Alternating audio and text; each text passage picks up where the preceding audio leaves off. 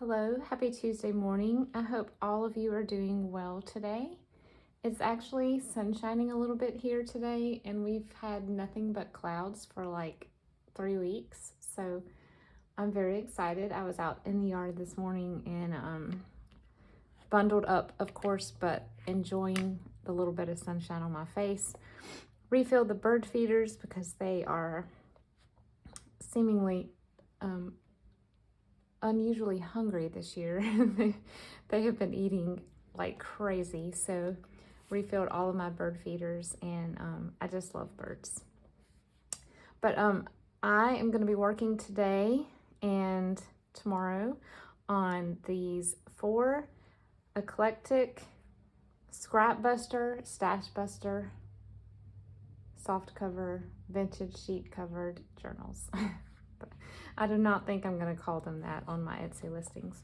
But yeah, I'm trying to use some of my book pages that I've kind of stored away and go through my box of scraps and use as many as I can in these journals. And so there is no theme. These will just be whatever I feel like putting in them, which honestly I thought would be easier than it is. It's not as easy as I thought it was going to be. I still put a little bit of effort and thought into, you know, having a good mixture of papers and stuff like that. But as far as like, I don't have to pay attention to themes other than if I see something that I want to hold back because I have a themed journal later to put that in. But let me show you the covers first. These are all from vintage bed sheets that I've gotten at estate sales or yard sales or thrift shops over the past couple of years that honestly I've been hoarding and not wanting to cut into, but I finally did for these. So they will be 2 signature, and they're about 5.5 by 7.5. And I have not put the interior. I'm going to line these 2 sides with paper and then put fabric in the middle.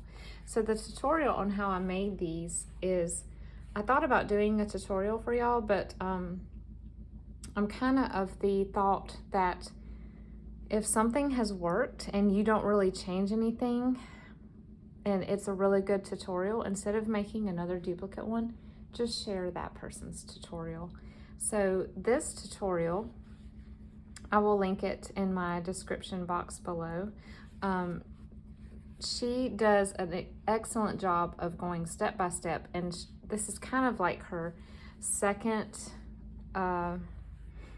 prototype. The way she used to do it, she did not put batting between the layers, and these she did, and I think the batting just adds so much more. It makes them squishy, but doesn't make them, they still hold their shape. And so I will link her tutorial below, and you can look at that and make your own. You don't have to use bed sheets, you can use any type of fabric.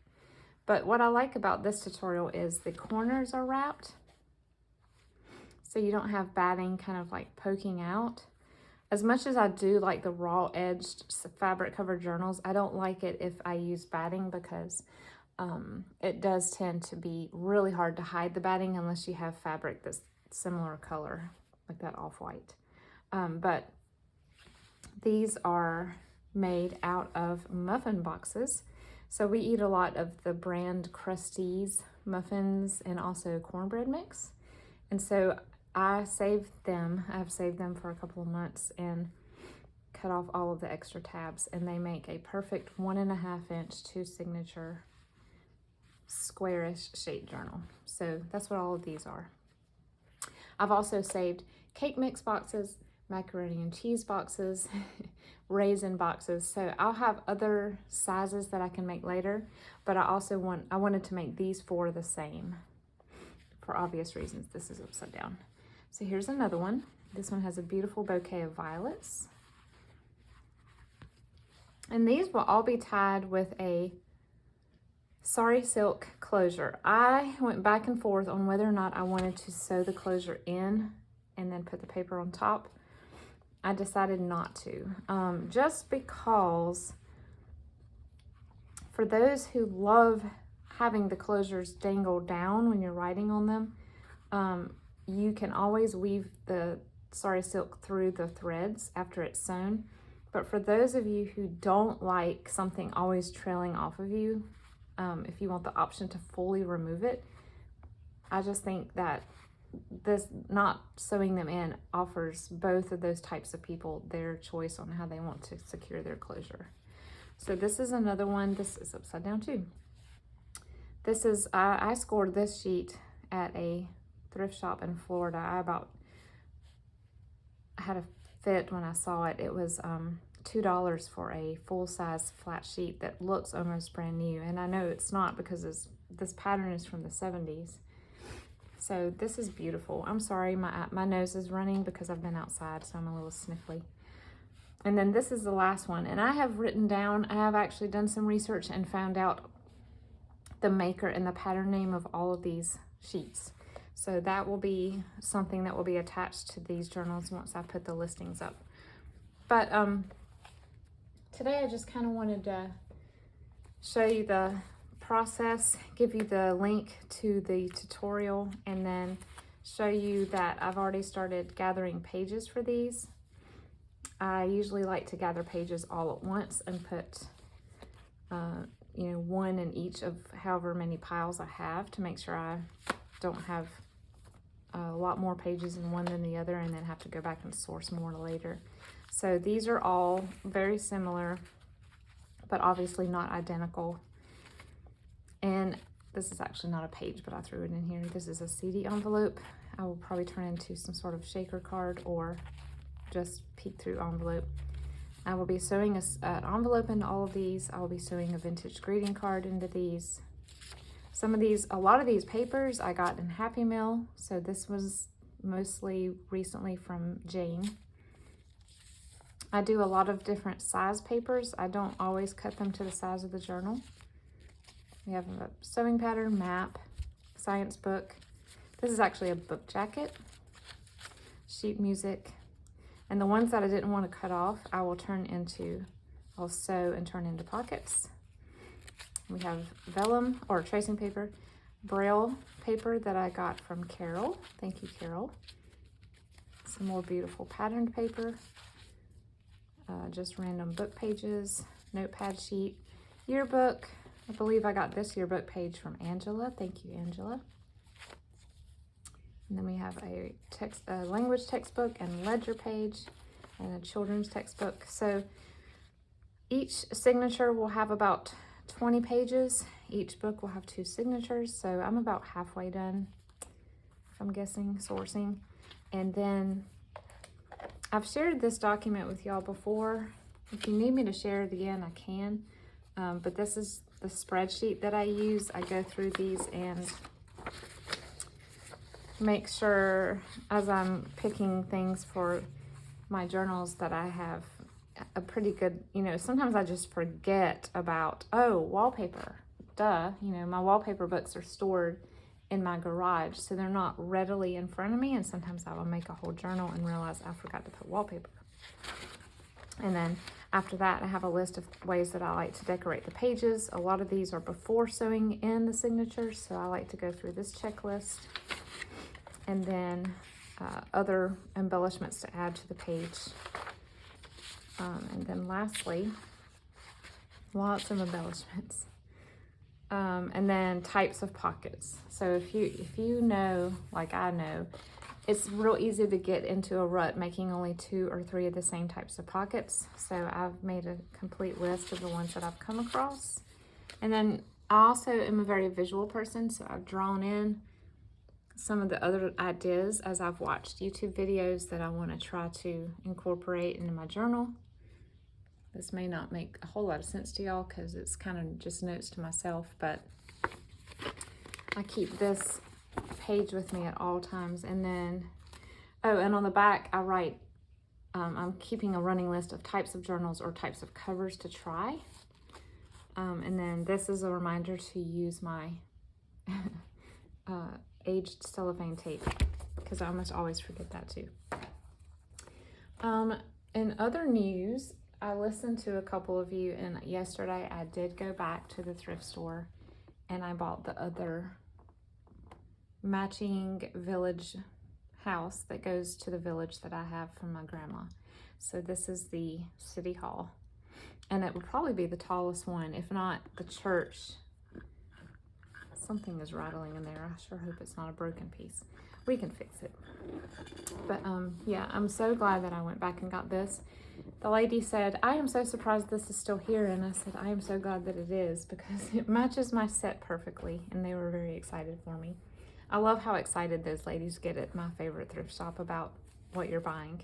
And they always try to bring it in and give you a compliment, like that ties into what they've surmised about you as their customer that they see fairly often. So yeah, that's what I'm working on this week. What are you guys working on? Do you have any, are you still working on last minute Christmas journals, or are you done with that and you're moving on to things that you would like, if you have an Etsy shop, maybe things that you want to have stocked in your shop? I've realized that a lot of people, including myself, because I've asked for Etsy gift cards from family, a lot of people are going to get Etsy gift cards for Christmas. And so if you have an Etsy shop, it might be good to have a few things in there that maybe someone who's new to junk journaling would like to purchase, or someone who just wants a unique handcrafted item for themselves. Or, speaking of someone who's new to junk journaling, I've kind of thought ahead into next year and what I want to accomplish on this YouTube channel in January.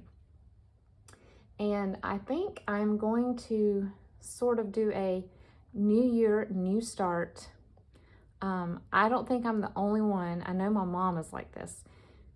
New year, I kind of do my biggest spring cleaning and decluttering of my house in January, not really in the spring. January, the first couple weeks of January, I am like a mad woman cleaning and organizing my home. And I also choose January in the past, and kind of not now because I've found my niche, but I almost always used to choose January as a month to pick a new hobby or craft and learn it, preferably one that I don't know how to do. So for those people that are in January thinking about trying their hand at making junk journals, I thought about doing sort of a mini series on getting started with junk journaling and share things that I have learned along the way. It's been almost 3 years since I started this. Mistakes that I've made. I thought about doing a video about things that I'm so glad that I bought, and another video on things I wish I had not purchased. I know that would probably help a lot of us with, you know, making sure that we spend money wisely right now. And so there are just things that I wish I could get my money back for that are just sitting on the shelf. So if that sounds like something that interests you, or if you have a friend who is wanting to get into junk journaling, let me know and give me some other ideas on helpful videos that would be really great for people who are trying to figure this whole thing out. What is a junk journal? How do I make one? But other than that, I think that's all I'm going to share today. I hope you guys are enjoying your week so far. I cannot believe it's less than 2 weeks till Christmas. Seriously, mind blown. Oh, let me grab something.